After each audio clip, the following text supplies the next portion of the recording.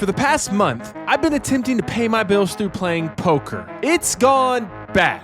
Like, really bad. Like, I'm in the hole over $6,000 bad. Now, I still have a few sessions left to play before this month is over, but the chances of me actually getting out of this hole are, I mean, let's be real. It ain't gonna happen. I mean, it could happen, but it's not gonna happen. And if I don't get out of this hole, then I might have to find a new way to pay my bills.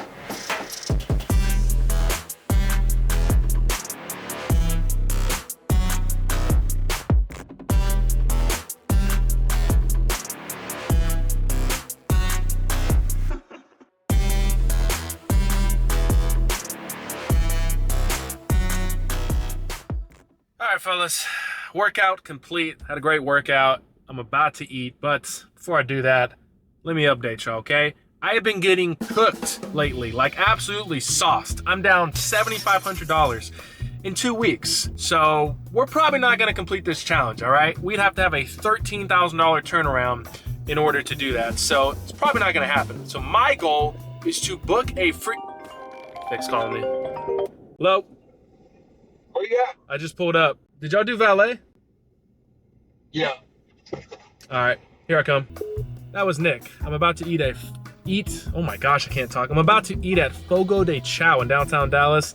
Nick feels bad for me because I've been getting scooped lately, so he's buying lunch. What a guy. Anyways, I've been getting cooked lately. I'm down $7,500 in 2 weeks, and I need to book a win today. Nothing crazy, I just need to win.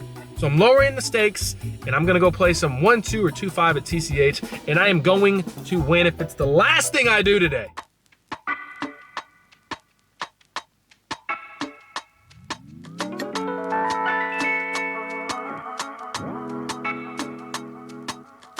So we're done eating, and on our way out, Nick's like, I hope you got towed, because I parked in the spot that I might have got towed in, and look at this! Hey, guess how I was getting towed, and look at this! Did y'all do valet?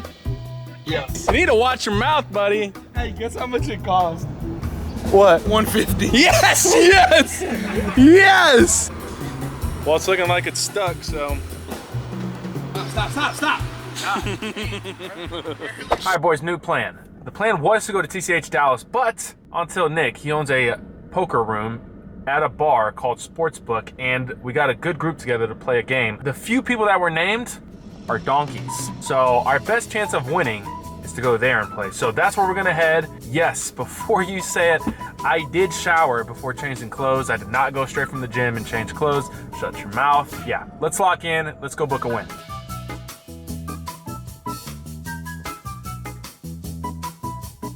I bought in this 2-5 game for $500. It's a match to stat game, so it's gonna play way bigger than your typical 2-5 game. Right off the bat, I get dealt ace 10. I end up rivering trips. I put out a $200 value bet and get called. Literally 6 minutes in, I'm up over $300. But that's nothing compared to what my buddy Nick has. 30 minutes into the session, he has a $3,300 stack. Now, most of that came from him scooping a 4-way all-in PLO bomb pot. I happen to be one of those 4 players involved in that pot. I flopped top set on one board with aces, and obviously, they didn't hold up. So I lose my entire stack and have to rebuy for $1,000 while Nick has piles. As soon as I rebuy, I pick up pocket queens. I 3-bet Nick pre-flop and get it heads up. I flop top set. I do my absolute best to trap him, but sadly, that doesn't work at all. I win. You don't have anything. You missed everything. Why didn't you bet? We're still only an hour into the session and we're stuck a few $100, but the good news is that huge stack that Nick had is gone. Literally in 1 hour, he went from having a $3,300 stack to this. All of his chips are now located in my buddy Brandon's stack. This is good news for basically everyone at the table because Brandon is in the mood to gamble. Hey, ship over here. Ship over here. Come on. Play with me, boy. Stop playing with me. Basically every hand I play for the rest of the night, he's involved in. For the next hour, I win a bunch of small to medium-sized pots, and I managed to get all the way out of the hole and into the black. And then this happens. I'm in middle position and look down at ace-9 of hearts. There's a limp for $10 and I make it 50. The hijack, straddler, and +1 all put in the call. We're going 4 ways to a flop. It comes ace high. Action checks to me and I see bet small for $60. Apparently, that's way too small. because the player next to act just goes all in for nearly $600. The other two players obviously fold, and it's back on me. What value hands could he possibly have that he'd do this with? Maybe he has a set of 5s and just thinks I'll get sticky with ace king or ace queen, but even if he had a set of 5s, why just go all in? I've seen this player make some wild plays with some skeptical hands, and I really feel like he's bluffing here. And then he says this. If I fold, you have to show. I'll tell you. Now I really think he's bluffing, because he genuinely sounds like he just wants me to fold. We only beat a bluff, and there's not very many bluffs on this board, but I think he's full of it. So I'm going with my read. You're dead. One time. I just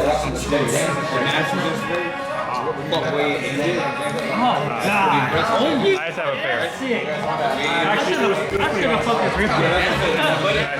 So our read was way off. He had ace queen and decided to not 3-bet preflop and ends up getting the absolute max from us. Now we're back to being stuck on the session.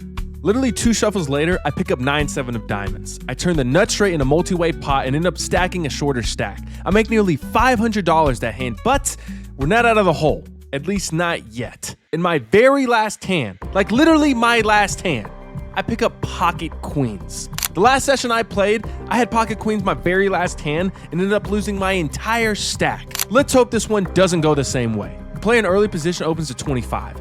Action folds to me. I 3-bet to 80 out of the small blind. Brandon calls on my left, and now the initial raiser jams, but he only has 130 in his stack, so because his all-in isn't for double the size of my raise, action isn't reopened, which means I'm forced to just call. Brandon obviously isn't folding, he calls as well, so we're heads up against him for a side pot. The flop comes 10-4 deuce with 2 spades. I think we almost always have the best hand here, and based off the way Brandon's been playing tonight, if he has a 10 or even a flush draw, he's not folding to a big bet. So I see bet for $210. He thinks about it for all of 3 seconds and calls. With over 400 in the side pot, the turn comes a complete brick. I have just over 800 in my stack and the pot is around the same size. Do I jam here and hope he calls with 10 or a flush draw, or do I bet small and go all in on the river? I decide to bet small here on the turn. I bet $300. Brandon doesn't take much time at all before saying the only 2 words I didn't want to hear.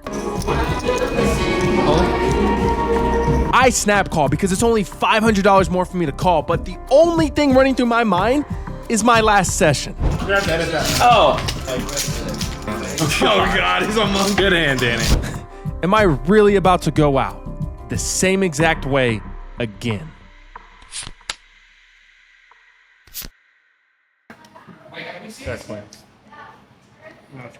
We get a full double up at the very end of the session, and after winning that hand, I'm up nearly $1,000. It feels like a hit and run, but I did tell everyone I was leaving right after that hand, and I decided to stick to it because chances are I would have somehow got coolered if I stayed there any longer. Thank you for donating. Shoving with pocket nines there is a really good play. Thank you. Also, you only $20, so I'll shift that over whenever, brother.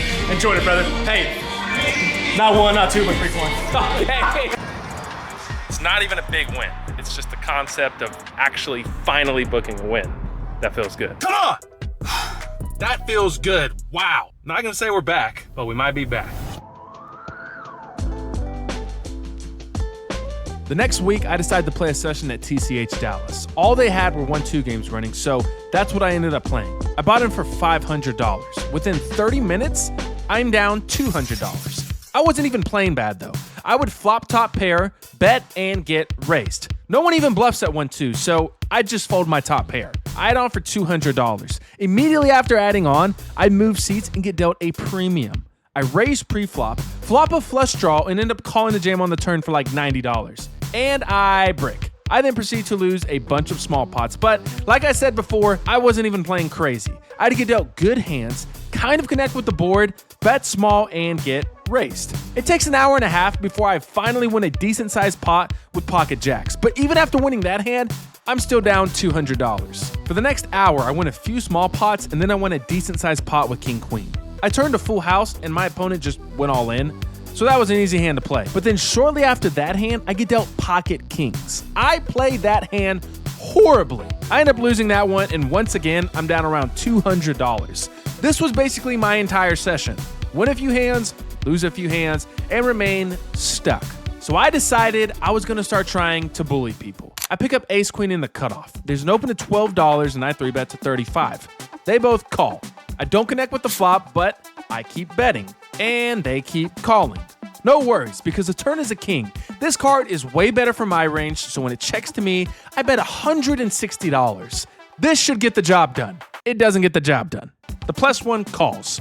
The river's another king. He checks, and obviously this guy isn't folding, so I check it back, and somehow he has ace queen. So either this guy's just really freaking good, or I have some obvious tells that I'm not aware of. I play a few more hands after that one, and it's literally just more of the same. Maybe even worse. Because after playing for 5 hours, I ended up losing $400. So that sucked. But I'm right back at it the very next day. I'm currently in traffic, and it's so bad that I can shoot this entire intro because we're not moving. Literally not moving. I don't really have much to say today though. I just need to win. I'm dialed today. I have gone to the gym. I've hit a ton of traffic. I listened to Brad Owen on the way over here. I don't know how much more dialed I can get. I'm gonna go in there today and I am going to win. That's the plan. No other game plan. Just freaking win. Come on.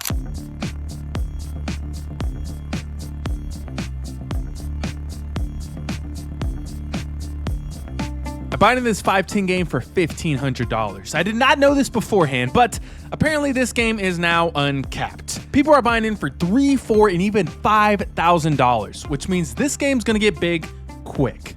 Right off the bat, I lose a few $100s in a bomb pot, and then literally 10 minutes later, I pick up ace queen of diamonds on the button. The +1 opens to 50, and the player to my right calls. I have a premium. I'm not just calling. I re-raise to 250. Action folds back over to the +1, and he goes all in. The other player folds and action's on me. This is the same guy that stacked me a few weeks ago in a $10,000 pot when I had pocket queens. Asian gamble. This is my chance to get a little rebate from that hand. So I call for my remaining $900. We're running it once. The flop is awful.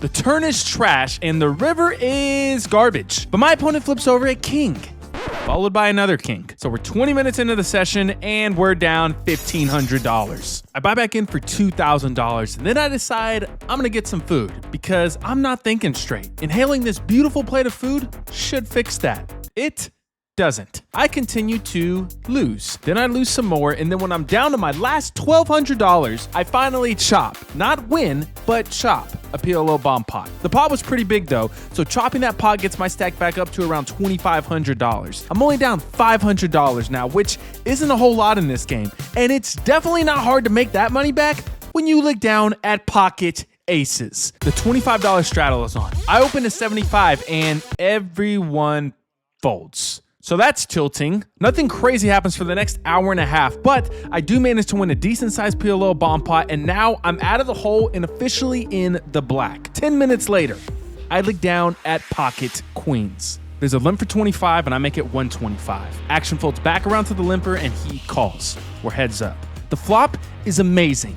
It's queen 9-10. We have top set, but there's a ton of draws out there. My opponent checks and I bet 75, which is honestly way too small. My opponent calls. The turn sucks. The front door flush gets there, and even if he doesn't have a flush, it's gonna kill a lot of my action.